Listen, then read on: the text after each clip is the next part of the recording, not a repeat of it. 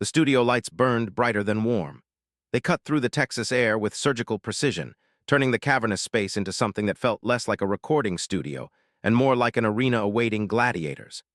Every surface seemed to amplify the heat, the dark walls absorbing and radiating it back, the sleek equipment humming with thermal intensity. The rows of empty chairs arranged in careful semicircles around two leather seats that faced each other like opposing chess pieces. The air conditioning worked overtime, pushing against the pressure that had settled into the room nearly 40 minutes before either man arrived. A pressure that felt physical, almost weight-bearing, pressing down on the shoulders of every crew member who moved through the space with practiced efficiency. Studio technicians completed their final preparations in controlled silence, their movements choreographed through years of working together. Cameras were positioned with millimeter precision. Microphone levels were tested and adjusted despite having been checked a dozen times already. They had done this before, many of them, working with Joe Rogan on hundreds of episodes. But tonight felt different. Tonight, everyone in that room could feel the weight of what was about to happen. Joe Rogan arrived first, as he always did. It was part of his philosophy of ownership, of establishing dominance over the space before any guest could claim it. He walked through the studio entrance with his usual measured stride, nodding at crew members he had known for years. He wore his typical wardrobe, simple, unassuming, built for comfort over presentation. His movements betrayed nothing as he crossed to the left side chair, the one slightly angled toward the camera, and began rolling his shoulders to release tension he would never acknowledge. He touched the water glass on the small table beside him. He adjusted the microphone stand, moving it exactly 2 inches to the left. He breathed, and he waited. The door opened exactly 17 minutes later. Not 20, not 15, 17, a number chosen deliberately to make whoever waited feel the weight of those minutes stretching just slightly longer than comfortable. Secret Service agents moved first, sweeping the space with eyes trained for exactly this kind of duty. They positioned themselves at strategic points around the perimeter, hands clasped in front of them, faces revealing nothing. And then he entered. Donald Trump walked into the studio like a man entering a battlefield he had already won. His posture carried the weight of someone who had spent decades being the most important person in every room he entered, and this room was no exception. He did not nod at the crew. He did not acknowledge the hours of work that had been invested in creating this environment for his comfort. Instead, he moved directly toward his designated chair with the unhesitating confidence of a monarch approaching his throne. His suit was immaculate, dark blue, almost black, the fabric catching the studio lights in ways that suggested both wealth and power. His tie hung perfectly centered, its crimson pattern somehow communicating both aggression and restraint. His hair, that unmistakable hair, sat exactly as it always sat. He did not sit immediately. He stood beside the leather chair for 3 full seconds, looking directly at Joe Rogan, measuring him the way a boxer measures an opponent in the opening moments of a fight. Rogan's face remained neutral, curious, the expression of a man who had built a career on letting his guests reveal themselves. Trump tilted his head slightly, a gesture that could have meant anything: acknowledgement, challenge, assessment. Then he sat, and the studio seemed to contract around them both. The silence that followed lasted 11 seconds. No one in the room moved except to breathe. The cameras captured everything: the slight tension in Rogan's jaw, the deliberate stillness in Trump's hands, the way the studio lights seemed to wait along with everyone else. When Trump finally spoke, his voice cut through that silence like a blade through silk. "You know, Joe, a lot of people have been asking me why I agreed to do this. A lot of people. Great people, actually, the best people. They keep asking me, 'Mr. President, why are you giving this guy a platform?' And I tell them, I say, because I want to. Because I can. Because nobody talks to me the way I want to talk, and I figured, why not come here? Why not sit down with Joe Rogan, maybe learn something, maybe teach something?" He paused, and in that pause, something shifted in the room's energy.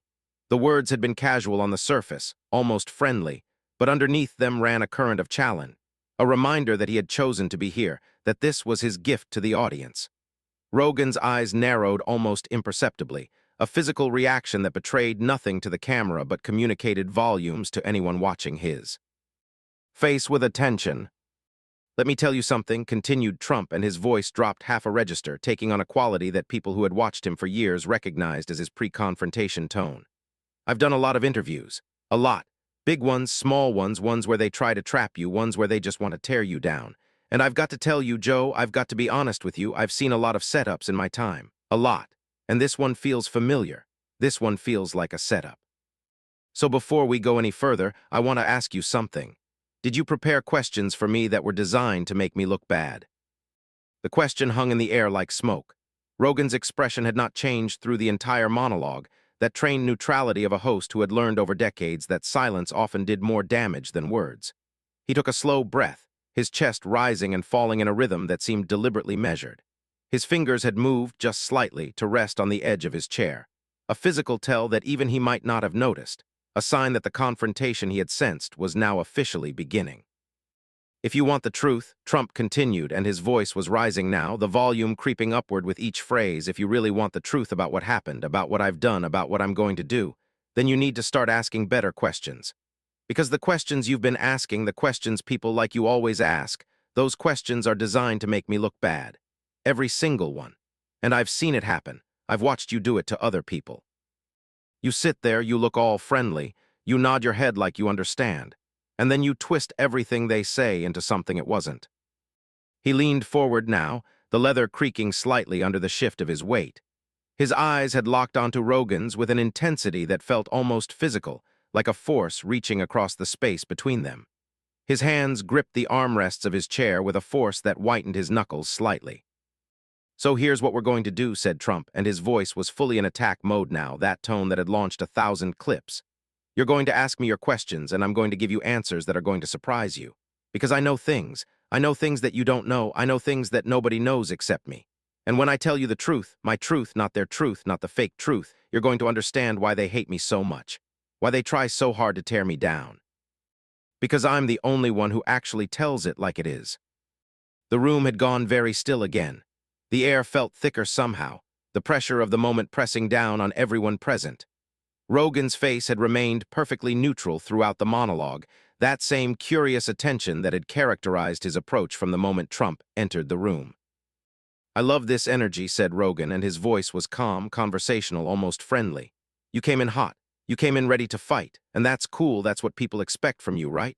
But here's the thing, maybe you already know this, maybe you don't, but I don't actually care about making you look bad. I've never cared about that. What I care about is understanding what actually happened. And I think we both know that the truth is a lot more complicated than either side wants to admit. So let's maybe slow down a little bit. Let's take a breath. These stories aren't just drama, they reveal how power really works. Stay with us. The next truth drop is coming." The shift in the room was immediate and visible. Trump's jaw tightened, that specific tightening that happened when someone said something he had not expected, something that did not fit into his prepared responses. His shoulders drew back slightly, a reflexive repositioning, the body language of a man suddenly recognizing that he might have miscalculated the terrain of this particular battlefield. His eyes flickered, just for a moment, a microsecond that the camera captured in perfect clarity, as something moved behind them, some calculation being made. "You think you understand," said Trump, and now there was something new in his voice, something harder, more defensive. "You think because you talk to people, because you sit here in your studio and ask questions, you understand how anything actually works. But you don't, you can't. What I deal with, what I've dealt with, the things I've seen, the people I've met, the decisions I've made, those things are on a level that you can't imagine. And I'm not saying that to be mean. I'm saying it because it's the truth." He leaned back in his chair now, reversing his earlier forward lean, creating distance instead of closing it. His hands moved to rest on the armrests, fingers spread wide, occupying space in a way that felt deliberate. His chest rose and fell with a single sharp breath, controlled, measured T. He breath of someone who was working hard to maintain composure, even as the composure was beginning to show cracks. "So go ahead," continued Trump, and his voice had settled into something more controlled now, more measured. "Ask your questions. Let's see what you've got. Let's see if you can actually keep up with the answers." Rogan nodded slowly, his expression unchanged. He took a sip of water, unhurried, the gesture of a man who had no intention of being rushed. The water glass made a soft click against the table as he set it down. "Let me ask you something," said Rogan, and his voice remained calm, almost gentle, but underneath that calm ran a current of something sharper. "Let me ask you about the classified documents, the ones that were found at your property, the ones that, according to multiple reports, multiple sources, multiple federal officials, were stored improperly, handled carelessly, and in some cases allegedly marked as classified at the highest levels. I'm not asking you to admit anything. but I am asking you to help the audience understand what happened. Because from where I'm sitting, the story that's come out in the public record is pretty complicated. The words landed in the studio like stones dropped into still water. Ripples of reaction spread outward through everyone present, the slight shift in position from the nearest crew member, the way a camera operator's breath caught just slightly, the almost imperceptible stiffening of the Secret Service agent closest to the door. But no one moved. No one spoke. The moment hung suspended, waiting. Trump's response came immediately without the pause that might have indicated thought. His voice was sharp, clipped, the tone of a man defending a position he had defended many times before. You want to talk about documents? Fine, let's talk about documents. Let's talk about how every single president before me did the exact same thing. All of them, every single one, they all kept documents. They all had classified materials in their homes. And nobody said a word. Nobody. But the moment I do it, when I'm literally the most transparent president in history, when I declassified everything before I left, when I had every right to keep those documents because they were mine, I became a criminal. Suddenly I'm a criminal. Give me a break.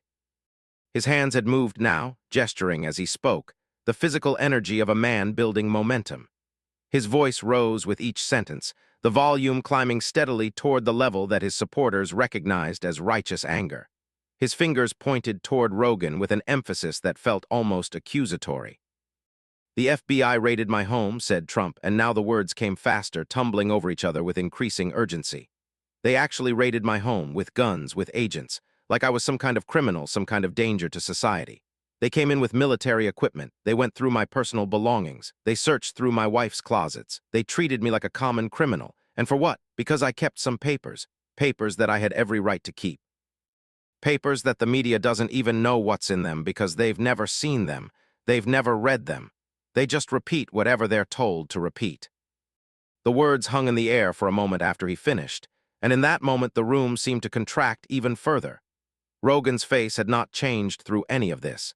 He had listened with the same patient attention he brought to every guest, his body language suggesting neither agreement nor disagreement.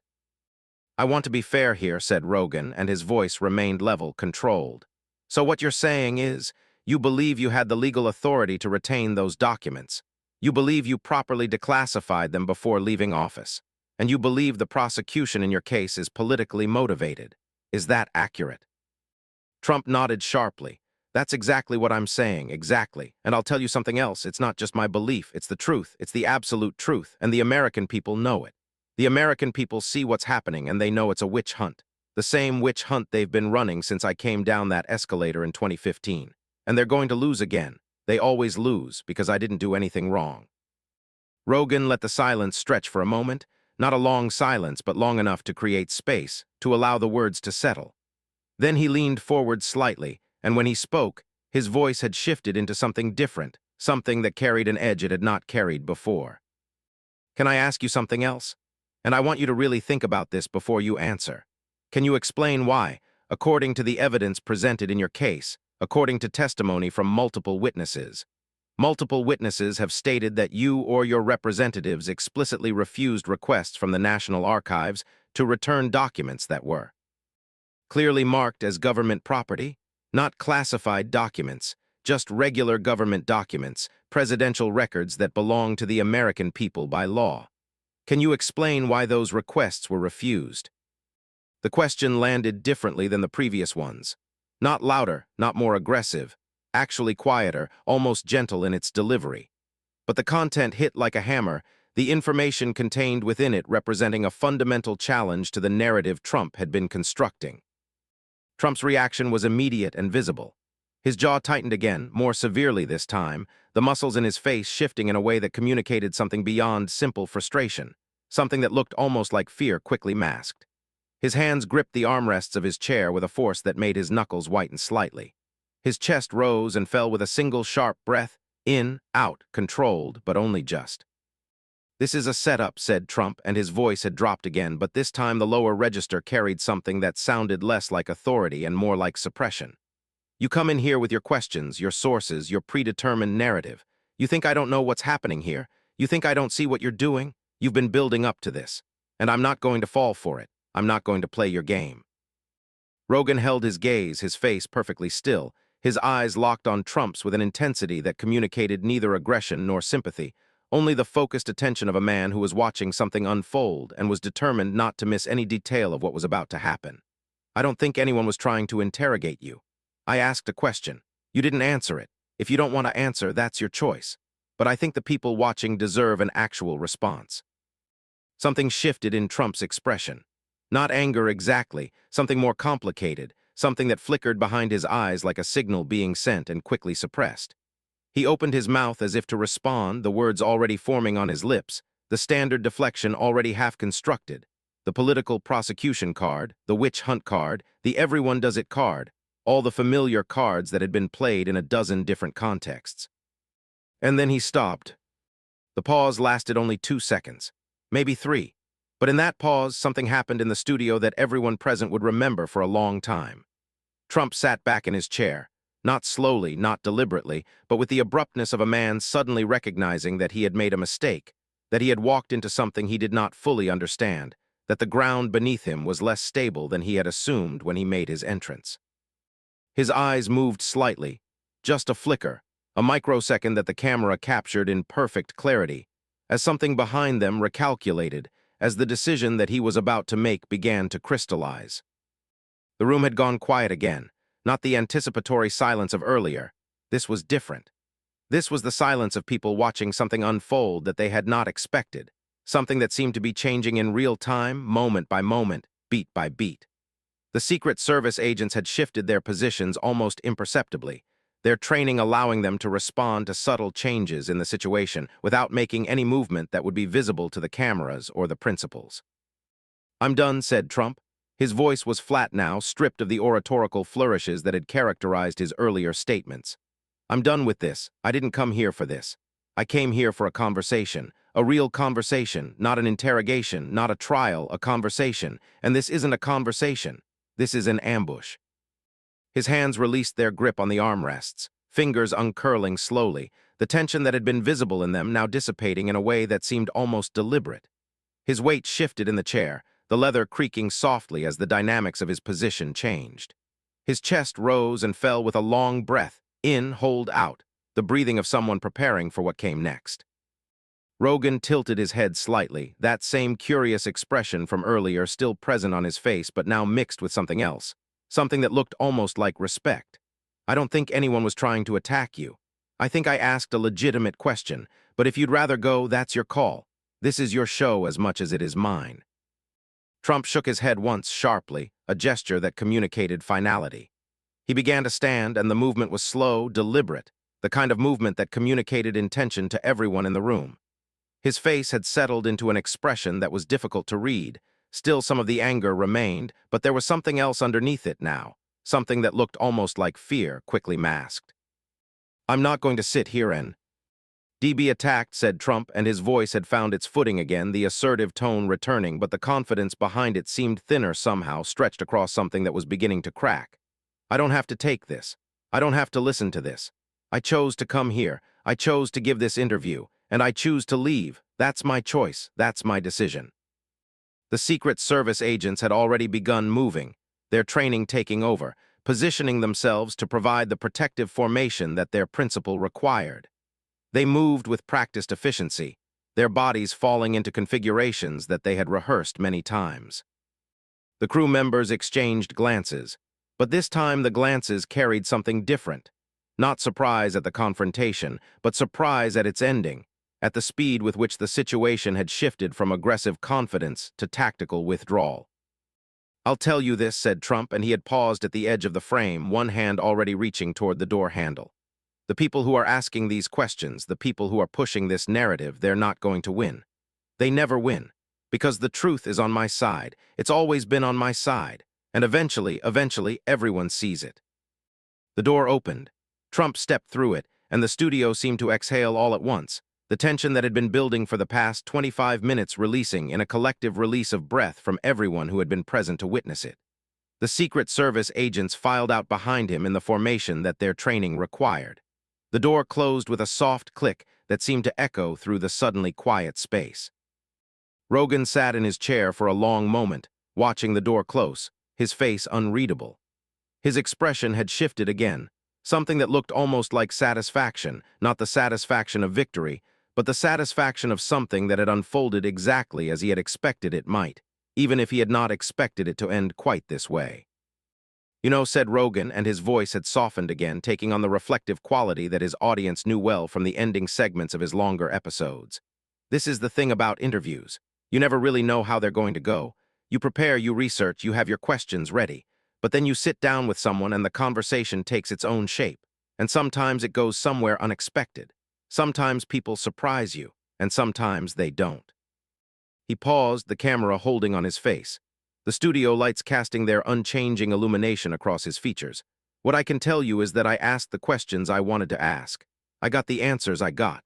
And what happens next is going to be interesting to watch.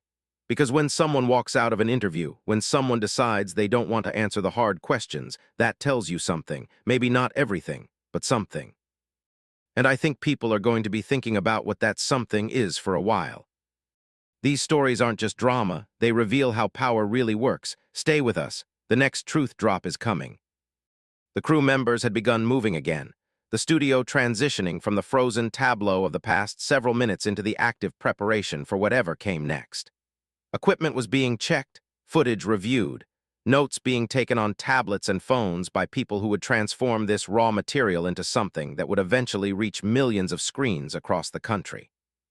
The moment had passed, but its implications were still spreading outward, through the studio, through the crew, through the layers of production that would transform this raw footage into something that would generate millions of views. And in the parking lot outside, away from the cameras, away from the crew, Trump sat in the back of a black SUV, the door still open, his face lit by the harsh glow of a phone screen. He was scrolling, watching, reading, the instant feedback loop that had become such an integral part of modern political life. The interview had ended less than 5 minutes ago, and already the clips were beginning to spread, the takes forming, the narratives solidifying into the shapes that would define the next news cycle. His jaw was tight. His eyes moved quickly across the screen, processing information at a rate that suggested something beyond simple curiosity, something closer to urgent assessment, the calculation of a man trying to understand exactly how badly the last 25 minutes had gone and what it would cost him. His thumb moved across the screen as he scrolled through the first reactions, the earliest takes, the initial framing that would set the tone for everything that followed. His face was a mask, but even through that mask, something could be seen, something that looked almost like regret, not the regret of someone who believed they had done something wrong, but the regret of someone who was realizing that they had made a tactical error, that they had walked into a situation they should have handled differently. The door closed. The SUV began to move, pulling away from the studio that had been the site of his unexpected retreat. And the studio lights, those lights that had burned so bright and so hot for the past hour, began their slow transition to standby mode, preparing for the next recording, the next conversation, the next moment when someone would sit in one of those leather chairs and try to find the truth in the space between question and answer. The aftermath spread like wildfire across every platform that existed. Within minutes of the SUV pulling away from the studio, clips of the exchange had been extracted, edited, and uploaded to social media sites where they spread with the speed that only the most consequential moments achieve. The image of Trump standing, the frame frozen at the moment of his departure, became the defining visual of the entire encounter, a snapshot that would be analyzed, debated, and repurposed across every corner of the internet. The specific moment most frequently shared showed Trump mid-rise from the chair, his face caught in the transition between the expression he had been wearing and the expression he was about to adopt, neither one fully visible, both somehow present in the single frozen instant that the camera had captured. His hands were visible at the edges of the frame, positioned in that space of transition that the human body occupies when it is moving from one state to another. His tie hung perfectly centered, defying the movement of his body, its position somehow making the whole image more dramatic by providing a single element of perfect stability in a moment of obvious physical and psychological transition. News networks picked up the story within the hour, their chyrons updating in real time as new information emerged. Cable news panels assembled within 2 hours, experts and commentators arriving to provide the instant analysis that the moment seemed to demand. Pundits spoke in urgent tones about what the walkout meant, what it revealed, what it portended for the future of political discourse in America, each network presenting the same footage through a different lens, their coverage shaped by the editorial positions their audiences expected. Online, the reaction was even more intense than the broadcast coverage. The social media platforms where most political conversation now occurred filling with responses that ranged across the full spectrum of possible reactions. Supporters of Trump described the interview as a setup, an ambush, a transparent attempt to corner him with questions he had every right to refuse. Critics described the walkout as revealing, as exposing, as confirming every suspicion they had ever held about his character and his willingness to avoid accountability when it suited him. The footage played on repeat across every platform that would show it. Networks cut to it during live broadcasts, breaking into regular programming to show the moment of the walkout. Analysts referenced it in real time, pulling up the footage on their studio screens to illustrate the points they were making about what had happened and what it meant. Media analysts dissecting the encounter noted the structural elements that had made it so compelling, a narrative that followed a recognizable dramatic arc that viewers would have felt working on their attention and their emotions. They identified the questions that had provoked the response, the tone that had been used in asking them, the way the confrontation had escalated through recognizable stages that mapped onto the classic structure of conflict narrative. Political operatives from both parties watched the footage with different eyes, calculating the implications for future campaigns, future interviews, future encounters between political figures and media personalities. The playbook that had governed such interactions for decades seemed to be shifting, the rules changing in real time as new precedents were established. For those who had been present in the studio, the experience remained difficult to fully process. The crew members who had watched the confrontation unfold carried with them a sense of having witnessed something significant, something that would become a reference point for years to come. They had seen power challenged, defiance deployed, retreat executed, and they had seen it happen faster than they had thought possible. The question that everyone seemed to be asking, the question that echoed across comment sections and cable news panels, was simple and complex all at once. What would happen next? Would the walkout be explained, contextualized, normalized? Would it be remembered as a turning point? Or would it fade into the background noise of an endlessly churning news cycle? The answers would emerge over time, but for now in Ho's first hours after the interview ended, what was certain was that something had happened. Something had been captured, and the world would be talking about it for a very long time. Make sure to hit subscribe, turn on notifications, and stay with us. The next confrontation is already coming. Stories like this don't end when the cameras turn off. The real consequences always come after the silence.